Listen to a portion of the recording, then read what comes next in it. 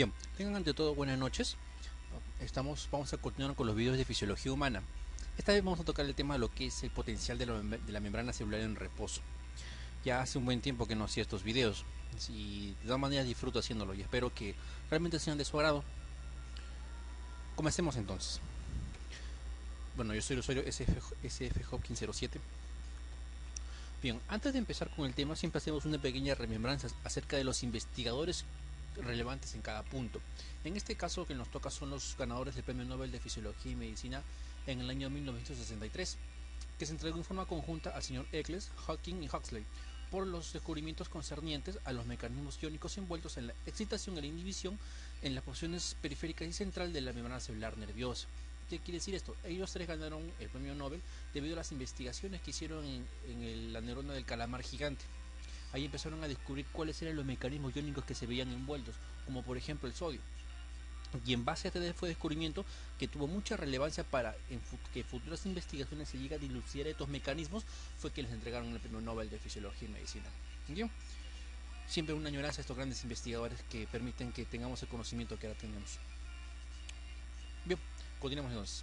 Ahora vamos con el tema en sí. Este gráfico lo hemos visto en el video número 2, lo saqué del libro de Fisiología de Guyton, en donde se muestra cómo se distribuyen los diferentes iones y sustancias, tanto en el extra como en el intracelular. Este gráfico es bastante conocido. ¿Qué es lo importante acá? Que este gráfico nos permitía saber cómo es que cada ion tiene una diferente concentración, tanto en el extra y el intracelular. Y esta diferencia de concentraciones es lo que nos da un equilibrio, una homeostasis. Bien, entonces lo que me interesa para el tema de hoy es la concentración que está para el sodio y el potasio. En este caso, para el sodio tiene una concentración extracelular de 142 mil equivalentes por litro e intracelular de 10. Y para el potasio de una concentración extracelular de 4 y intracelular de 140. Habíamos también explicado que esta concentración estaba dada por los diferentes mecanismos de transporte, tanto la difusión facilitada como la bomba sodio-potasio. De manera que esta concentración que vemos acá es la concentración final de equilibrio. Pero, y ahora, seamos un poquito más observadores. Lo que vemos acá son concentraciones, es decir, están dadas en mil equivalentes por litro, pero hay que considerar que estos como iones poseen una carga. En este caso para el sodio y el potasio tienen cargas positivas, y justamente para el tema de lo que es el potencial de membrana ya no vamos a interesarnos mucho en las concentraciones, sino en la diferencia de cargas, y justamente es la que va a tener relevancia para el tema de hoy. Entonces vamos. ¿Qué más tenemos que recordar para el tema? Que una de las famosas bombas encargadas que mediaban el transporte activo es la bomba sodio-potasio, que, que daba como producto esa bomba, que en cada ciclo de utilización del ATP daba como forma neta que salían 3 iones sodio e ingresaban 2 iones potasio. Ahora, si nosotros vemos más allá de ello, ¿qué vamos a observar? Si ya no lo vemos desde el punto de vista de elementos, si no lo vemos desde el punto de vista de cargas, veremos que por cada ciclo de la bomba sodio-potasio salen 3 iones positivos e ingresan 2, lo que nos da un resultado neto de la salida de un ion positivo. ¿Qué observamos con esto? Que por cada ciclo afuera se va haciendo más positivo porque hay más iones positivos en el exterior que en el interior, solamente hablando de cargas. Después ahondaremos el concepto con un poco más de detalle. Por otra parte, otra proteína importante para el tema es esta que está acá, que se llama canal de fuga sodio de potasio. A diferencia del que hemos visto de la bomba sodio de potasio, esta no no utiliza energía y por lo tanto se va a trabajar en base a la diferencia de concentraciones. ¿Qué quiere decir esto? Como normalmente el sodio es más abundante afuera que adentro, esta proteína va a permitir que el sodio ingrese sin ninguna restricción. Y de manera igual para el potasio. Al ser más abundante en el intra que en el extracelular, va a permitir que salga. Solamente esto funciona con diferencias de concentraciones. Y también como siendo un pequeño recordatorio, porque usan canales porque estos al tener carga el sodio y el potasio no pueden atravesar la membrana. Tienen que utilizar una proteína, en este caso una proteína de difusión facilitada.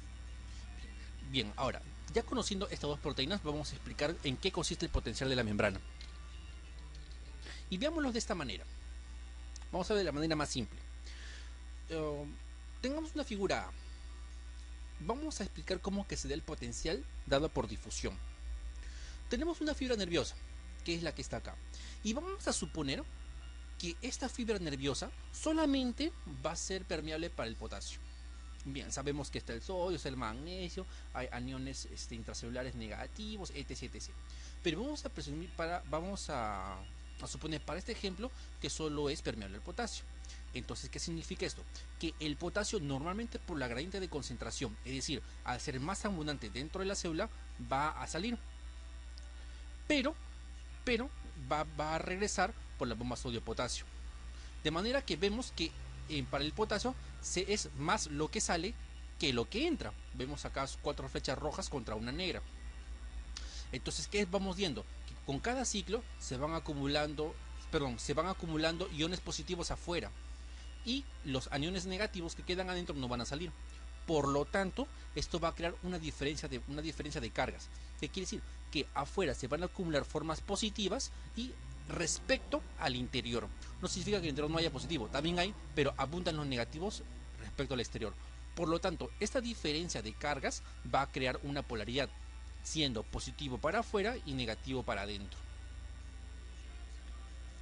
Ahora, la pregunta es, ¿esto continuará de forma indefinida? Es decir, ¿el potasio va a salir saliendo y salir entrando? No, va a llegar a un punto de equilibrio. Es decir, va a haber una diferencia de potencial tal que justamente va a frenar que salga más potasio. A ese potencial que se conoce que es el equilibrio, es el valor de menos 94 milivoltios. ¿Qué significa esto, muchachos? Que cuando la diferencia de potencial se hace menos 94, ya el potasio ya no va a salir, a pesar de que aún se mantiene una gradiente de concentración. Después vamos a explicar a qué se refiere esto. Lo que ahora me importa es por qué se llega a este valor de menos 94. De la misma manera, tenemos la fibra nerviosa y vamos a suponer que esta vez el ion que es permeable es el sodio. De la misma manera, y en forma análoga que para el potasio. El sodio, al ser más abundante afuera que adentro, vamos a ver cómo ingresa al intracelular. Pero también vemos que va a salir por la bomba sodio-potasio. Pero es más lo que entra que lo que sale. De manera que va a crear también una diferencia de cargas, siendo positivo para el interior y negativo para el exterior. ¿Por qué? Porque al entrar más cargas positivas, se van acumulando en el intracelular y el extracelular se va quedando con menos cargas positivas. De manera que crea una diferencia. Y eso es lo que se ve ilustrado con estos signos que están acá. Y de la misma manera, ¿habrá alguna vez un punto de equilibrio en el cual el sodio seguirá difundiendo libremente? No, hay un punto de equilibrio o una diferencia de potencial tal que ya se evite este fenómeno a pesar que se mantiene la diferencia de concentración para el sodio. A ese potencial es el valor de más 61 milivoltios. Entonces, en gráfico que está acá se trata de explicar cómo es que se llega a un potencial de membrana cuando solamente la membrana es permeable para un ion. Ejemplo, para el potasio y para el sodio. Ahora bien, creo que la pregunta empieza a ser obvia. ¿Y cómo es que es menos 94 más 61? ¿Habrá alguna regla general para poder predecir cuál es ese potencial de difusión? Claro, ese potencial que conocemos, ahora lo vamos a explicar con más detalle ahora. ¿Qué podemos tener como conclusiones a partir de ahora? Que la diferencia de concentraciones de iones a través de una membrana, o en este caso la membrana celular, puede crear un potencial de membrana. Es justamente lo que vimos, menos 94 para el potasio y más 61 para el sodio. La diferencia de potencial entre el interior y el exterior, denominado potencial de difusión, ¿qué quiere decir esto, chicos? Que este potenciales que vimos hace un rato se llaman potenciales de difusión. Bloquean la entrada o salida de un determinado ion. ¿Qué significa esto? De que al llegado a ese potencial, a ese valor, se va a bloquear el movimiento. Es decir, lo que llamamos entre comillas equilibrio. Y bien, esos son los conceptos que yo quería que se queden claros. Les aviso que este concepto yo lo saqué del libro de Fisiología de Guyton, casi literalmente, de manera de que esta explicación espero que ayude un poquito a dilucidar ese concepto. Regresamos a nuestra pregunta, a la pregunta que hicimos en un inicio. ¿Cómo es que podemos predecir cuál es ese potencial por el cual un determinado ion alcanza el potencial de difusión o el equilibrio? Ya, a esa forma de predecir se hace con una ecuación que se llama ecuación de Nernst. La ecuación de Nernst nos da un valor que se llama potencial de difusión, que es el que se opone a la difusión neta de un ion particular. Veamos con un ejemplo. Ahora vamos a verlo. Esto que vemos acá es la ecuación de Nernst. EMF significa fuerza electromotriz y las unidades es en milivoltios. Sería igual a que a más menos 61 por el logaritmo de la proporción de concentraciones en el intra y el extracelular. Como los iones protagonistas de la lección de hoy son el sodio y el potasio, vamos a ver para ellos dos cuál es ese valor. Sabemos que para el sodio tiene una concentración intracelular de 14 equivalentes por litro y extracelular de 142. Si obtenemos el cociente de estas dos cantidades, veremos que ese cociente intra y extracelular es aproximadamente 0,1. De manera análoga para el potasio, una concentración exterior de 4 e intracelular de 140. Si obtenemos ese cociente intra-extracelular, nos dará un valor de 35. ¿Para qué les menciono esto? En la ecuación de Nernst, la variable que va a depender del ion es la proporción de concentraciones.